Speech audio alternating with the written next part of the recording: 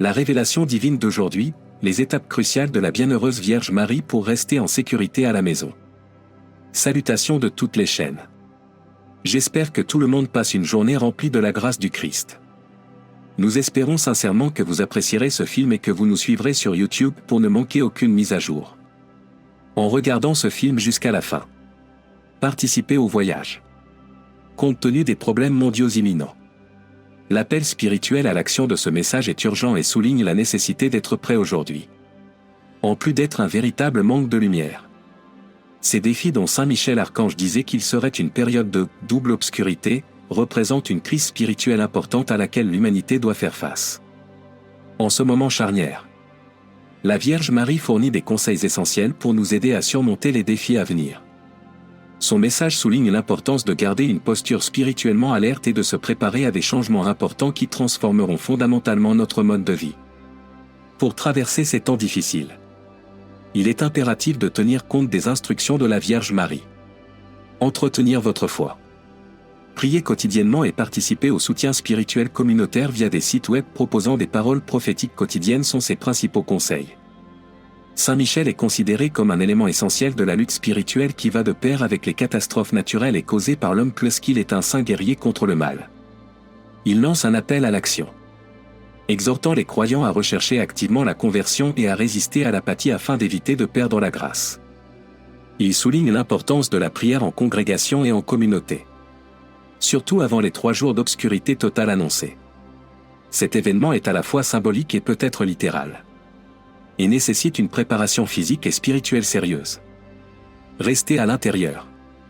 Acquérir des produits de première nécessité et favoriser un sentiment de soutien communautaire sont quelques-unes de ces préparations.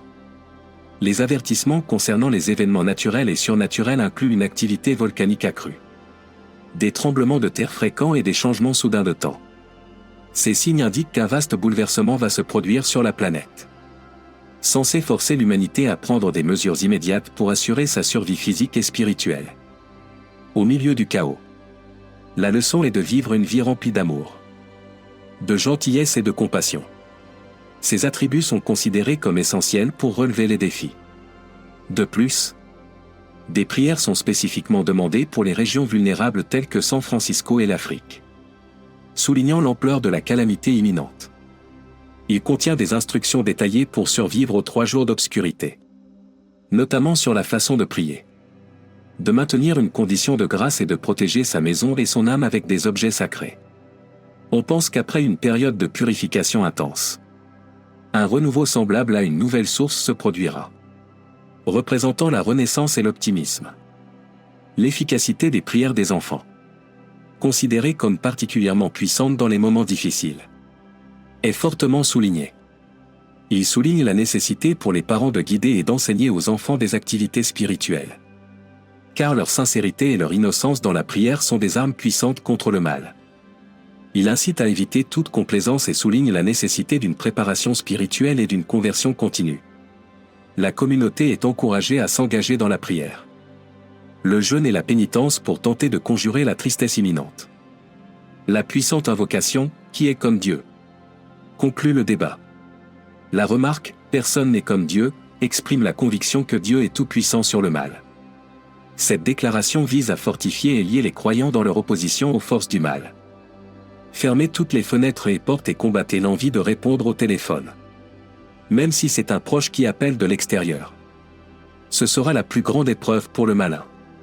Je vous demande de prier pour que ces jours ne surviennent pas en hiver, où il fera un froid glacial et où les femmes enceintes n'auront pas accès aux soins de santé. N'essayez jamais de prédire quand ces événements se produiront. Au lieu de cela, détournez-vous de la peur pour aimer et accepter la bonté de Dieu chaque jour. Seules les horloges mécaniques fonctionneront et il n'y aura pas de lumière pendant exactement 72 heures. Le résultat de ce nettoyage sera une nouvelle source d'amour les uns pour les autres, apportant avec elle de l'eau pure, de l'air pur et une harmonie avec la nature. Établir des communautés d'associations fraternelles pour se soutenir mutuellement. Parents, apprenez à vos enfants à prier car leur intercession fera des merveilles dans l'obscurité. Tout bien considéré. Cette révélation constitue un puissant appel aux âmes spirituelles, alertant les fidèles des difficultés physiques et spirituelles imminentes.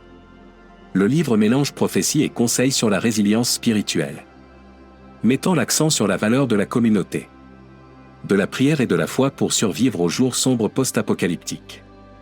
À la lumière de ces prévisions, il est important de réfléchir à la manière dont chaque individu peut apporter son soutien communautaire et sa préparation spirituelle.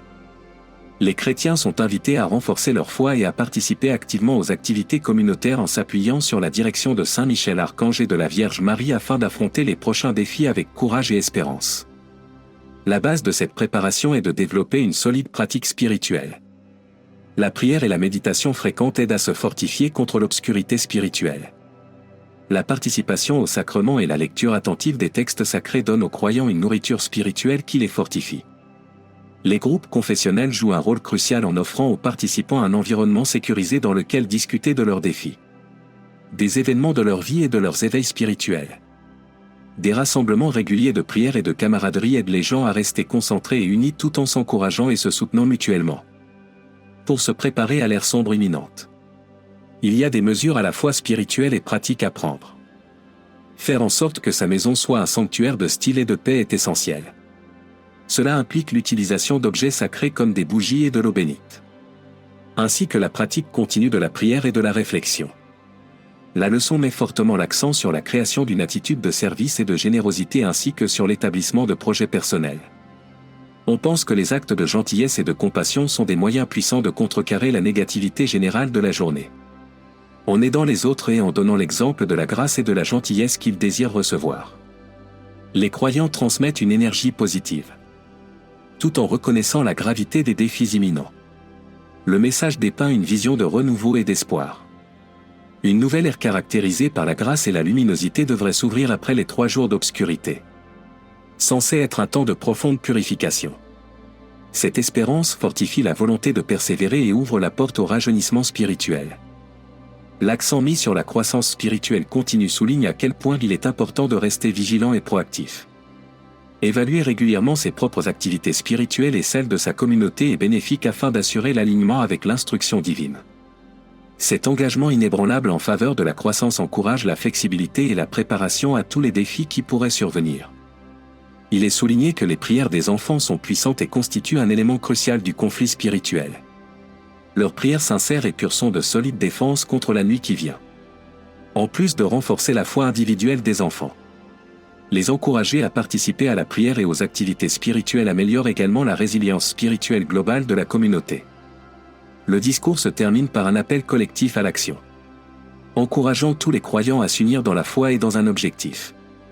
Les individus et les communautés peuvent se préparer à affronter les problèmes de front avec dignité et à les résoudre en acceptant les conseils qui leur ont été donnés. Cette démonstration d'unité renforce la société mondiale et fait progresser le développement spirituel de chacun. La question finale est « Qui est comme Dieu ?» La remarque « Personne n'est comme Dieu » est une puissante expression de foi. Cette déclaration unit les chrétiens dans la reconnaissance de la puissance et de l'amour omnipotent de Dieu, renforçant leur détermination à maintenir leurs croyances et leurs actions. Répondre à cet appel aux armes spirituelles prépare les croyants aux défis qui les attendent ainsi qu'à un avenir plein d'espoir et de lumière céleste. Les récompenses du renouveau et du développement spirituel dépassent les exigences du chemin en matière de dévouement, de foi et de camaraderie. Alors que le monde est confronté à des défis importants, le message spirituel urgent envoyé ici appelle à la préparation et à la prise de conscience. Suivre les conseils de Saint Michel Archange et de la Vierge Marie peut aider les croyants à se sentir mieux et à avoir une foi plus forte. Les dévots sont capables d'affronter la tristesse imminente avec courage et optimisme grâce à la prière, au travail bénévole et aux efforts humanitaires, sachant que la promesse de la lumière divine dépasse les défis.